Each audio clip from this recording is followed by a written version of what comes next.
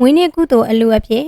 ပကံမှာမောင်ရှင်လောင်း32ပါးကိုရှင်ပြုအလှတော်မင်္ဂလာကျင်းပပြုလုပ်ပေးခဲ့တဲ့အကယ်ဒမီမေမြင့်မို့မင်္ဂလာပါပရိသတ်ကြီးရေတရုတ်ဆောင်မေမြင့်မို့ကတော့ MRTV4 ဇလန်တွဲတွေကနေတဆင့်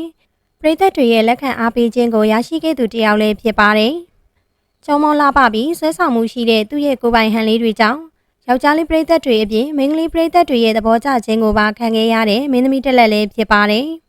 တရုတ်ဆောင်မေမြင့်မို့ကအခုလက်ရှိမှာတော့နာမည်ကြီးထိပ်တန်းမင်းသမီးတွေနဲ့အပြိုင်အနုပညာအလုပ်တွေကိုလုပ်ကိုင်နေရတာဖြစ်ပြီး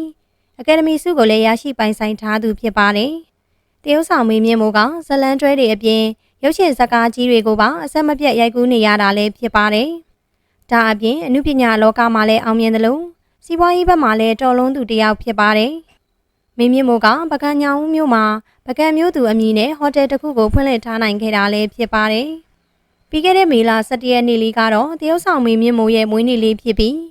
သူမရဲ့မွေးနေ့ကုသိုလ်အလှအဖြစ်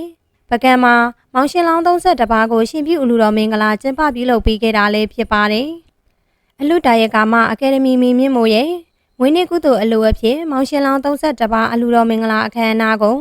ပကံမြို့အလှတော်ပြည့်ကျောင်းတိုက်မှာကျင်းပပြုလုပ်ခဲ့တာဖြစ်ပါတယ်။တရုတ်ဆောင်မေမြင့်မို့က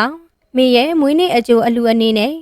ပကံညောင်မြို့မှာရှင်လောင်း32ပါးရှင်ပြုပေးခဲ့ပါတယ်။အခုလိုအလှမဖြစ်နဲ့လူဒန်းခွင့်ရလို့လည်းကြည်နူးပီတီဖြစ်ရပါတယ်။မေတို့မိသားစုလိုက်လေလူဒန်းခွင့်ရလို့ပြောမိပါတယ်ဆိုပြီးတော့တရုတ်ဆောင်မေမြင့်မို့ကပြောလာတာလည်းဖြစ်ပါတယ်။အဆိုပါအလှတော်မင်္ဂလာအခမ်းအနားကိုမြင်းလဲလေးနဲ့ရှင်လောင်းလှည့်ခဲ့ပါတယ်။ရှင်ပါ32ပါးကိုရှင်ပါပရိတ်ခရာဆုံးလင်းစွာနဲ့ရှင်သာမဏေအဖြစ်ကိုသွတ်သွင်းချီးမြှင့်ခြင်းကို